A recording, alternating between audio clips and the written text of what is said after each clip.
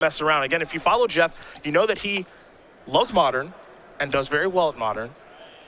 A standard brewer, and he's playing a brew. He's playing Blue Red Dragons. He's had a good record with. And now, in Legacy, he's 7-0 with Reanimator, and he's having a great tournament with this deck. And he never plays decks like this. We've seen him play decks like, of course, his Life in the Loam, Night of Reliquary, Punishing Fire decks with Mox Diamond, and some other things. He's always been pretty frustrated with Legacy as a format. Well, Jeff, all you gotta do is cast Brainstorm. Yeah. It's easy then. Yeah, he did finally pick up a loss in Legacy last round. Started out 12-2. Both players going to take a look at their opening hands here. We will see who is on the play in just a moment. Reanimator, a deck I am very familiar with. Infect, a deck Todd very familiar with.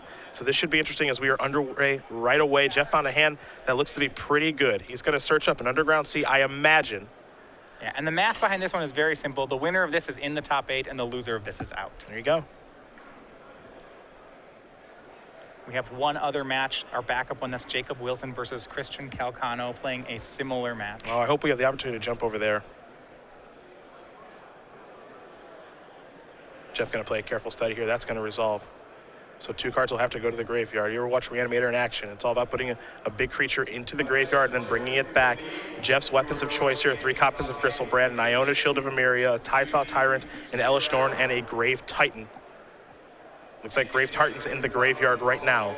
Yeah, and there's a lot of good early disruption for Infect, so they certainly can fight over Reanimator spells. Now, the downside is that they don't have many trump cards. There's nothing like Deathrite Shaman to help things out.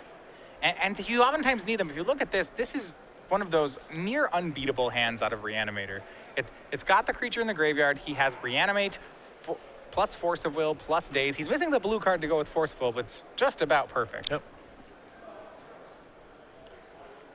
I think these style hands are one of the really big selling points of playing Reanimator. They're so difficult to beat. Now, what's interesting here about Jeff's hand, as he does pick up a copy of Lotus Petal as draw step, he does have reanimation spells, but his reanimation weapon of choice here is just Grave Titan, which it's weird to say it's just Grave Titan, but it is just Grave Titan, as here's Reanimate. And that's something that Todd might be able to overcome. If he has a Blight Agent in his hand, he can race that card. Yes, and in Blighted Agent or Inkmoth Nexus, he can fly over, he can chump for a couple turns. There are ways that, yeah, Todd, as odd as it sounds, can race Grave Titan. Now, if it were Elish Norn, this game would basically be over. If it were Tidespout Tyrant, things would be very difficult.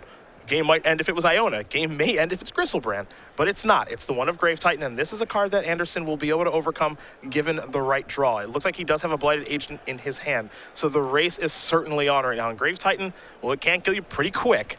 Some chump blocking may be involved here, as Anderson's going to play a Forest, and it looks like he's going to play a Blighted Agent. That's a Force of Will. There's a Daze. Todd knew he had to get through this. He did a great job of playing around Daze here, forcing Jeff to use the Force of Will. Brainstorm. 3 cards coming. 2 will have to go back. Yeah, finds a reloading on threats. He has Pendlehaven, Inkmoth, and Glistener Elf. Has Dig Through Time in his hand, along with at least 1 copy of Invigorate. Todd may just be able to pull this off. I want to say he has 2 copies of Invigorate. He may, but I do not believe this Blight Agent is going to be resolving. That's the issue here right now, because Grave Titan, along with 2 zombies in play, that's 10 points of damage. That's a lot of damage. He may be a turn off being able to get there. That's countered. We go back Jeff's way. Jeff will take a draw. And Jeff gets to swing for 10, and then Todd chumping the Grave Titan won't be enough, as there will still be 8 damage coming across. All Todd would have to do is chump next turn 1 zombie and the Grave Titan. A needle. See what Jeff names. This isn't necessarily apparent what he is supposed to go for. Maybe Inkmoth, maybe Noble Hierarch. Yeah, we'll see what he names. Yeah, he named Inkmoth Nexus. That's a pretty good draw, actually. I think the way that Todd's hand is lined up right now, his plan was probably to play Inkmoth and Glistener Elf in the same turn. Well, okay, so if you look at this from Todd's side, he's going to have to chump a zombie and the Grave Titan this turn if he wants to survive. He's close with 2 Invigorates.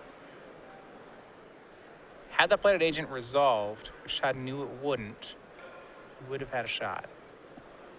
Yeah, I don't think the cards lined up correctly here. Again, because Inkmoth Nexus is being locked down by Pithy Needle, the big issue here is he plays an Inkmoth Nexus. He can't activate it to block anything. So he would play that, and then he would deploy a Glistener Elf. Glistener Elf would get to block, as would Noble Hierarch.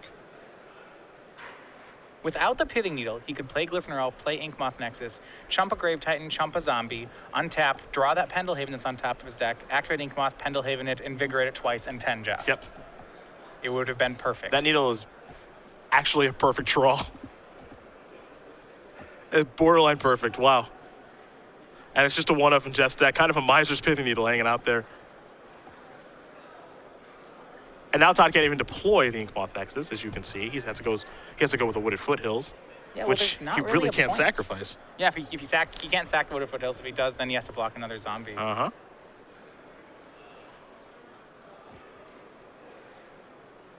Everybody in. 2 more zombies coming. Part Todd just seems strapped on resources here. Is it possible to get updates on the Wilson-Calcano matchup we're finishing in? Here come some blocks. They are predictable. Defensive Invigorate, perhaps. Yep. And he's going to have to. So a block on a Grave Titan, an Invigorate, and a block on Glistener Elf. What this does, if Todd floats a mana in combat, he can dig through time here. Well, quick update for you guys on another matchup. Jacob Wilson won game 1 very quickly over Christian Calcano, so the Teamer Delver player is up a game. Now Todd also has to cast another Invigorate, and now he's got to dig through time. Again, he cannot sacrifice that Wooded Foothills. That gets him nowhere. And if he's using Invigorates defensively like this, I would be surprised if he can win. Now, it's not impossible. It takes an absurd string of cards. It involves Berserk. And Invigorate, right? Just has to get them both.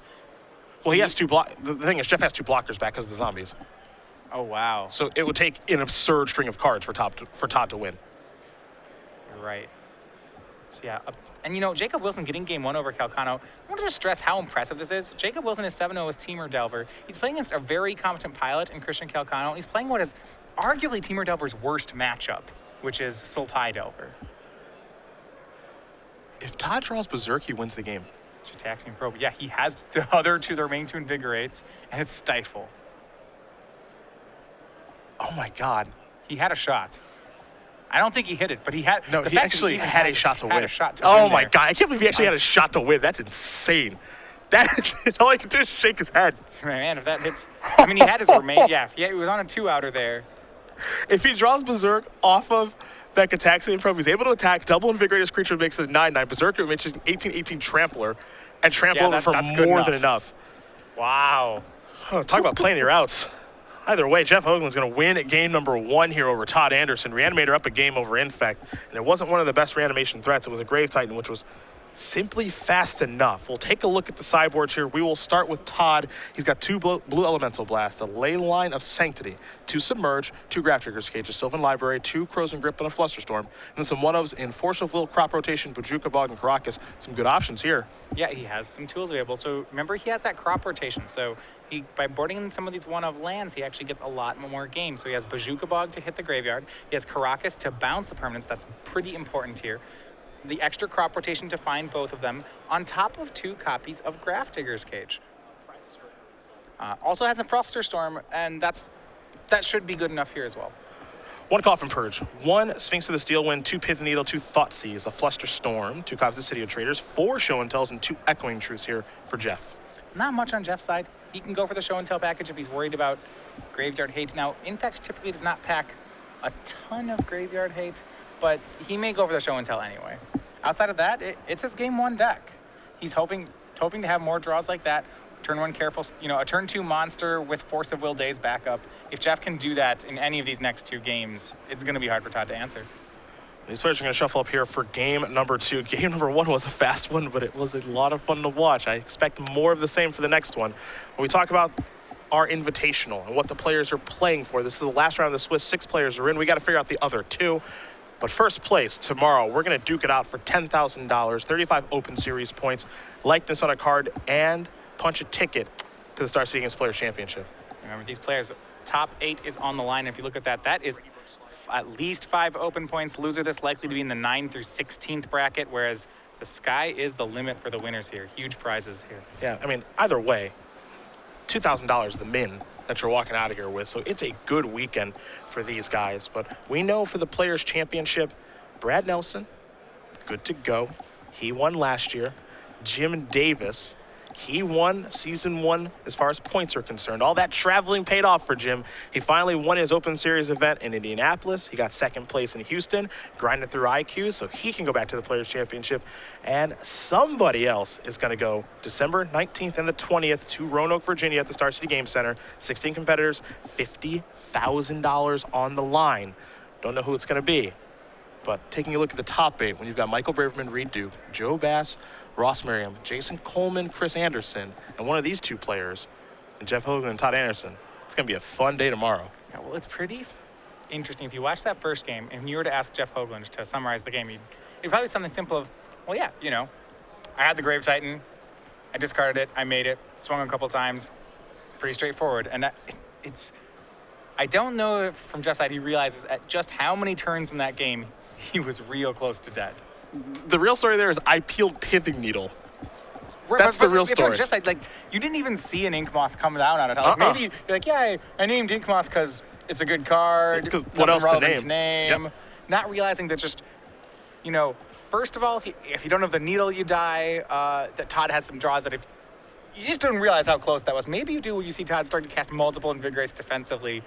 So part of you starts to think, I might have been dead here. Yeah, that's how scary this deck can be. Todd was 1 Berserk away from getting the job done. And this hand is what Todd wants you to see. Glistener Elf, Invigorate, Berserk, and Land as his first 4 cards off the top. There's Glistener Elf.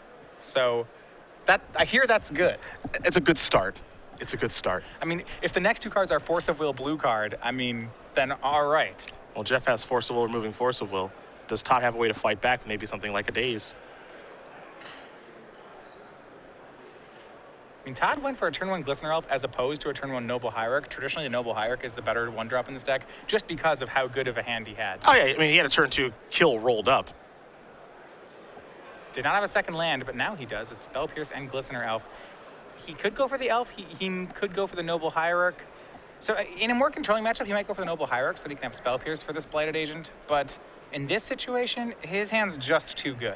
It's fun watching Todd play. Watching him play this particular game, and we've been covering his matches for some time. Todd plays one way. And it's always been one way. Jam. When he plays Sneak and Show, it's just jam always. I mean, here's the... Jam. Get you dead. Like, he could have played Noble Hierarch on turn 1 or turn 2. No, I'm not doing that. I'm going to try to kill you right now, and if your hand lines up right, you win. If it doesn't, you're dead. Jeff's dead. Game 3. Oh, right. Not even showing the Force of Will plus blue card. No.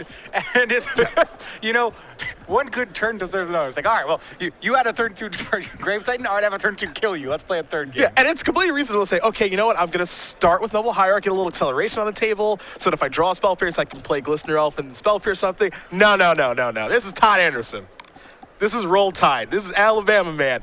Get you dead. If you have it, cool. If not, you're dead. That's why I love watching Todd play. When he plays Sneak and Show, if he can play Show and Tell turn 1, yep, running it.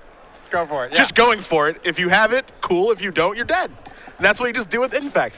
I mean, it's great. You see that there. I mean, there were other lines. You know, rather than go straight for the kill, you could play Noble Hierarch, swing Bladed Agent for 2, hold up Force of Will and Spell Pierce. That is a reasonable way to play the game. Completely reasonable. No. Absolutely not. Not here, not Kill today, you. not with this on the line. If Jeff has Force of Will, if Jeff has Echoing Truth, now we know Echoing Truth would have been good because Todd drew the Force of Will there, but if Jeff has, I don't know, Abrupt Decay, some sort of interaction, Todd probably gets blown out. Well, you better have it or you're going to die. Now, all things aside, outside of just playstyle, I think it's also a technically pretty sound play by Todd. In this matchup, as opposed to other matchups where they're against fair decks that you chip away at them, speed is one of Todd's big weapons here. Reanimator is a very fast deck, and if you give them time, they can go from 2 lands on board to killing you off your end stuff. Well, it feels like one can, the way that I'm talking about this can infer that maybe I'm trying to like make fun of or mock Todd. I think that him doing that is correct more often than not. I think that the way that the decks like this lose is when they pick their spots incorrectly. It's something like show and tell or sneak and show when the players are, I'll be a little conservative. Yeah, I have turn one show and tell, but maybe I can like set it up with the Flusterstorm backup. No, just kill them. Just try to kill them. And if their answers line up correctly, then good for them. And that's something that Todd has, I think, over time, playing those decks for so long, maybe initially he was like, okay, I'll take this more balanced approach. And then over time, just realizing, screw that doesn't work. I'm just going to go for it. And more often than not, he's been right in just going for it. That game is such an example of, most of the time, as you said, they lead out with Noble Hierarch, and then they'll build from there. And you said, no, not even close to doing that. Well, it's so tempting, right? When you just have that turn 2 kill. Yeah. And it lined up correctly, and we played 2 games. Todd's going to clap his hands, get ready for game number 3. Jeff Hoogland going to be on the play for game number 3. It's funny, too, because Jeff's deck also has the ability to just say, go for it. Turn 1, reanimate, or turn 1, entomb, play Lotus Petal, reanimate. And if you have it, cool, and if you don't, you lose immediately. Yeah, both these decks able to set up for the big turn against each other. I know we don't watch Legacy as much anymore, but I miss this. I mean, I can definitely get behind 2 games ending in 10 minutes. Yeah, I miss this. I am a sucker for powerful plays, and these decks are both capable of them.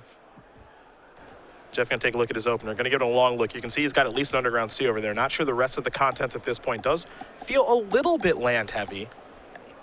Todd, pair of Graph Digger's Cages. I mean, depends if he has a Brainstorm, I suppose, whether or not that's keepable. It's a good one against Jeff's deck. So good you want to. The question is, does Todd have any protection, like a Force of Will and a blue card? We saw Jeff have it last game. Jeff's giving this a long thought. It looks like he's going to keep. He has a Delta. Todd's hand is all defensive. Flusterstorm, Daze, Graph Digger's Cage, Graph Digger's Cage. Crop rotation's a pretty good draw because you know he boarded in his Bajuka Bog. He's going to put Jeff to the test right now. Graph Digger's Cage. Will Jeff fight over this? Todd would almost like to see Jeff fight over this so that he gets value out of his second cage. Jeff going to sacrifice his blue to Delta in response. What's interesting about this, too, is that Jeff does have those 4 show and tells and 2 Cydia traders in the sideboard to work his way around Graph Digger's Cage. Also has Echoing Truth as answers, which you think he would just want to board an Echoing Truth anyway to maybe counter a pump spell. Sure, from this deck. It is removal against Inkfest. So I would be surprised if a resolved Graph Digger's Cage results in the game being over. Yeah, sir, it would force Jeff to show and tell, but I don't think it would end the game. Looks like Todd is prepared for it to get countered. You saw him maybe move it over a little bit. Jeff going to brainstorm here. Uh-oh. Now, are there show and tells in there? If he's looking through his sideboard, he is checking for answers. That is, oh no. If the show and tells did not come in, then this can be game over for him. That or Echoing, if he doesn't have Echoing Truth either. Wow. It's unclear. We'll see. And certainly he's going to put back that Exhume. That's not happening anytime soon. And he may be Brainstorm locked as well. I think, I don't know if he has another way to get out of this. Okay, there's a Delta. So there's a Delta. Not fully locked. Now here's Thoughtseize. He's going to see a really reactive hand from Todd, as you mentioned. I mean, Todd really keeping this hand this is a testament to the strength of Graph Digger's Cage. For sure. Then there was a risk. If I guess what Todd can say about his hand is, I have him protected against, these 2 cages are great against reanimation spells, and this Flusterstorm and Daze are great against show and tell. So what am I actually scared of? Can I kill him? No, but maybe I can just lock him out. Todd is dead to the actual nuts. But he's always dead to the nuts. Yeah, he's dead to the, well, he's not always, like, the hand that he kept, if he has Force of Will plus blue card, he's okay. But this hand that he kept, I think you keep a high percentage of the time, because if Jeff doesn't have Entomb plus Reanimate and Lotus Petal plus land on turn 1, I guess he's fine. It's just like Entomb, Daze your cage, Reanimate. Yeah. Okay. Good game. Yeah. But Todd is dead to the literal nuts with the hand that he kept. And if Jeff has the literal nuts, then so be it. My tournament's done. Not my day. So I think I keep that hand every time if I'm Todd. Well, what I like about Todd's keep is there's no threats in it. There's no speed. He's actually just becoming a control deck, saying that, this Daze plus Flusterstorm to cover your show and tells, and he's Graph Digger's Cage to cover the rest of your deck. Yeah, I can be a control deck sometimes. Maybe that's fine. Jeff going to play on here. It leads me to believe that he has something to get himself out of the situation. Todd playing the second Grafdigger's Cage. In most instances, I think a second Grafdigger's Cage would be very attractive, but because one of Jeff's ways to get out of this Echoing Truth and the other way is Show and Tell, depending on how Jeff sideboarded, a second Grafdigger's Cage is not game over. Could also get a little frisky with the old cast Grave Titan plan. I mean, that is one of the reasons you can run Grave Titan in this deck, is he is actually castable. Mm-hmm. Todd discarding cards like, or rather Jeff discarding cards like Gristlebrand. Exhume too. Todd does have to win. Jeff is making a lot of land drops. Looks like he found something to actually try to win with. Here's Blighted Agent. We know about a Berserk in Todd's hand. Outside of that, it's just, well, Flusterstorm and Daze, I believe. Here's Ponder. Daze will help against a hard cast monster strategy. Yep. Flusterstorm, not so much. That's probably just going to be there to protect his own threats. So to be fair, Jeff's not really in the market for killing creatures. Maybe he can Echoing Truth them once, but that's about it. Yeah, they're not going to find any removal spells here. Jeff going to shuffle with the Ponder.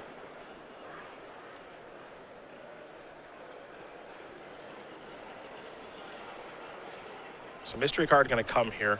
Jeff might be on the plan of hardcasting Grave Titan.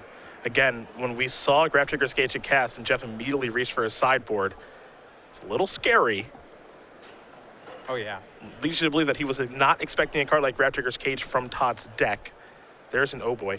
Oh, Invigorate. And Jeff knows that the He's about to Invigorate is Berserk. going to be followed by a Berserk. And there you have it. Todd Anderson in 3 gets it again, and it is Todd going on to the top 8 of the Invitational off running the table on Saturday. That's an 8-0.